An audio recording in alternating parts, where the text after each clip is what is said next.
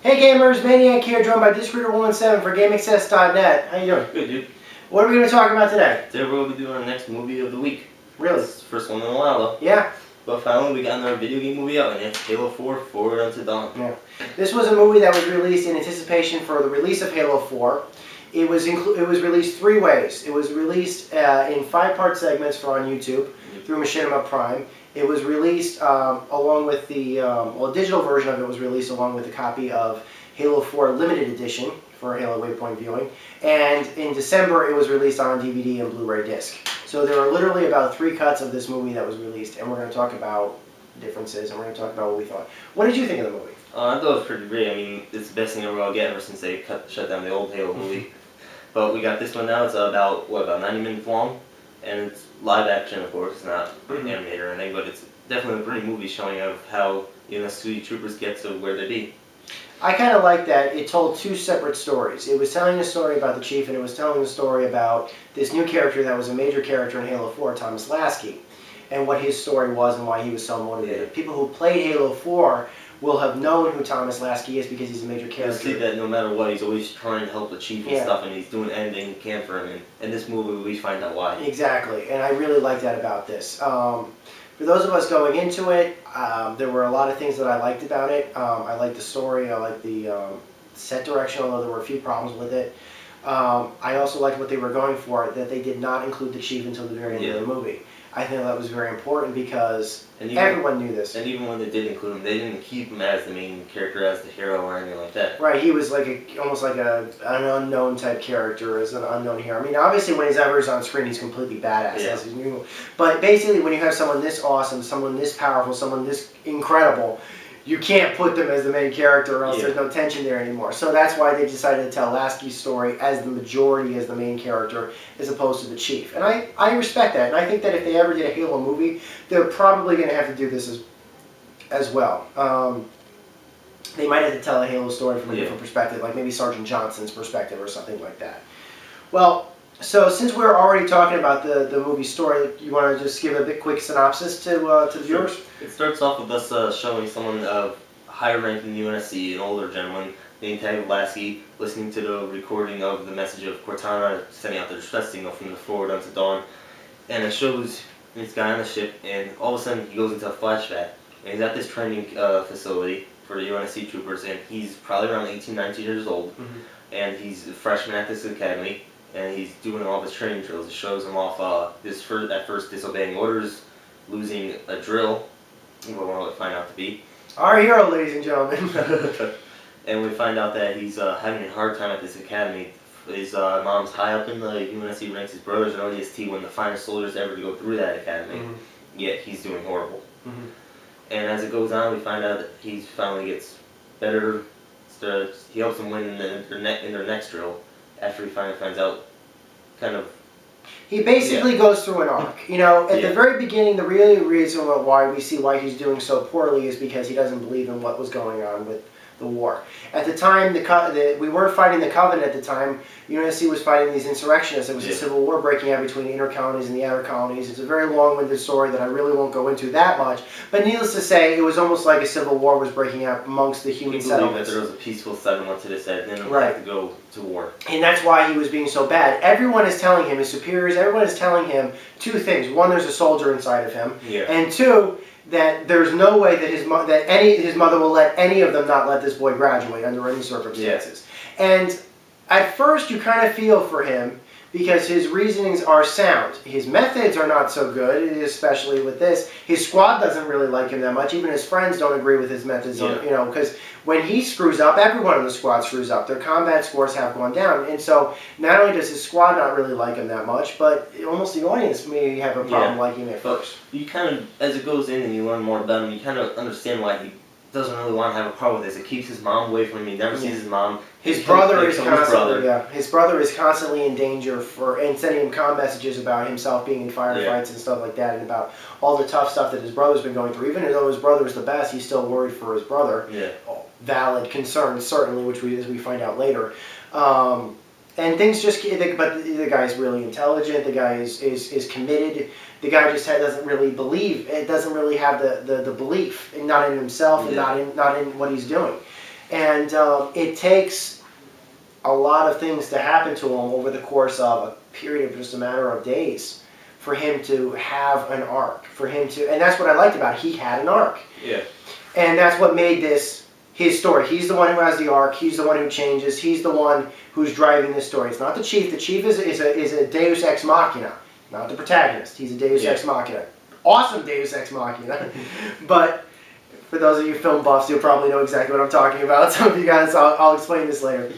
Going into the story, as I said, the Covenant War was not really known about up until this point. At first, actually, there wasn't even any Covenant War. There really wasn't a Covenant War up until this point. The soldiers all thought, and by the way, they all refer to themselves as soldiers in the movie. They should have actually been referring to themselves as Marines. Halo, the first Halo game, explicitly stated that everyone in there were Marines. They were based upon Marine traditions and everything else. Sergeant Johnson, of course, get tactical Marines, hoorah! You know, all that stuff. All Marine-based. And even today, if you took that and you translated that to what would be the future times, Marines fit, not soldiers. They're not Army, they're not soldiers. They're Marines. They should have referred to each other in the movie as Marines, not as soldiers. Red vs. Blue made this mistake as well, but I'll let that pass since that's a parody. But I don't think they ever made that mistake in the Halo games. No, I don't think so. Yeah, I don't. Well, the reason I think they refer to them as soldiers, so since they're still in training and stuff, they weren't completely Marines yet. That's true. They might have been intended for like other things other than just... Maybe Army did exist with that, but you know when you're saying things like you're the UNSC and stuff like that, the logo is extremely based upon the U.S. Marines logo. The traditions are based upon not just the Marine traditions, but also the traditions of the Romans and stuff like that as well. Of course, we all know about that as well. So it kind of seemed like maybe it was a hit and pick and stuff like that, but. You have spaceships out there. Yeah. That's the Navy. That's the Navy. That's it. Who goes on the Navy? Who does the Navy give a ride to is my favorite line. Yeah. They give the Marines the ride. Even in Star Trek, they use the term Navy, and they had the Navy traditions, but of course, we never showed them. Yeah. But even Gene Roddenberry always admitted to everybody. He said, yeah, there absolutely were Marines on the Enterprise. You never saw them, but they were there, which showed that it was indeed a Navy traditional vessel. That there would be Marines along with sailors and stuff like that. But after going off on that tangent, this is what was so important about the story. The arc is important, and this is what I think really redeems the character. You have an opportunity in the very middle part of the movie where the guy, Thomas Lasky, gets a chance to discharge, a legitimate chance to discharge. He is not physically able to do the duties of a UNSC Marine. Yeah. And the reason why is because he's allergic to the... cryopod. The cryopod. They're injected, in the future they inject... The way they keep you alive in cryostasis is that they inject you with a drug that basically keeps you alive. He has an allergy to that particular medicine, and it causes blisters, aversion to sunlight, headaches, and a few other things, which is making him difficult to deal with in the skirmishes because they all use cryopods and stuff like that for their stuff. Eventually, what happens to him is that he gets the opportunity to discharge, and this is where I think, and this is probably where the audience is going to think, oh, he's just going to sign that, and that's going to be the end of it, and then something's going to happen. But after like 2 watchings of it, I realized. He never signed it. In fact, he never said he was going to take it. Yeah. This to me was important. If he had simply just either signed it or said he was going to sign it, this would have made him a completely unlikable character, or at the very least something that was unlikable. He never says to anybody, he never even admits it to himself, he's still making the decision. He does eventually make the decision, but he never makes the decision and changes it. He ponders the decision for a while, but he never commits to a no. He waits and waits, and then some things go happen to him, which I will not spoil. And there's a great moment where this major event that changes his life happens. He looks at himself in a mirror, and he says nothing. He says nothing to the squad. He says nothing to the chief. But this was his moment where we all realize he's doing this. He's staying with this. He's found something to believe in. He's gonna do this. He's gonna become the soldier we know, or the person we know him to be in Halo 4. That was his moment. That gave him an arc. That was great. Okay, favorite scene in the movie. Favorite scene. You're gonna kill me on this one. You want me to go first? Yeah, go ahead. Warthog chase. The Warthog chase. There's a great moment towards the end of the movie where the Covenant do invade, and you were even mentioning that there were some preambles to this happening actually over the course of the movie. Do you want to mention some of those? Yeah, so if you remember after they failed the first mission or whatever, Lasky goes out, he's looking at the statues and stuff, and he sees the commander ordering UNSC troopers who seem to have just arrived there as if he knew not that the attack was coming, but the possibility was there. Mm-hmm. And only he would have known what was going on because of his high rank. There were a lot of nods that a Covenant invasion were going to be happening over the course of the movie, that this wasn't just going to be Lasky's story about him, shaping up and shipping out. There was the scout ship that landed in the first act, at the end of the first act. In fact, that almost came like a Deus Ex Machina or something. Not a Deus Ex Machina, but it almost thought like that was going to be like the turning point of the climax. Yeah. But actually, that was a false climax. It turned into something else, and we never really found out what happened to that particular drop pod. But you thought it was a scout, and I kind of figured it would probably be a scout as well. Then there was the other one involving the communications that they were intercepting. One of their squad members, Sullivan, was a very important hacker. And he was working really hard on decrypting something that was very difficult for him to decrypt, something that he had gotten some transmission or something like that.